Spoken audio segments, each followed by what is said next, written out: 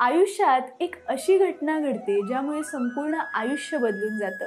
एक अशीच घटना घडली होती रामचरितमानसचे रचनाकार तुलसीदास यांच्यासोबत. त्यांचं मूळ नाव रामबोला होतं. अगदी तरुण वयात त्यांचं लग्न रत्नावलीशी झालं.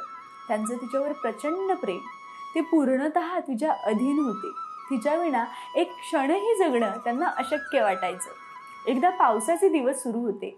रत्नावली आपल्या माहेरी गेली, पण तुलसीदासांना तिचा विरह सहन झाला नाही. ते भर पावसात तिच्या माहेरी जायला निघाले. वाटेत पूर आलेली नदी लागली, पण ते त्यांचं प्रेम इतकं वेडं होतं की त्यातून पोहत तिच्या गावी पोहोचले. त्यांना भिजलेल्या विक्षिप्त अवस्थेत तिला पाहावलं नाही. ती पटकन म्हणाली, या नश्वर मासाच्या देहावर इतकं प्रेम, इतकंच प्रेम तुम्ही तुमच्या रामावर केलं असतं तर तुमचं आयुष्य सुधारलं असतं. तिच्या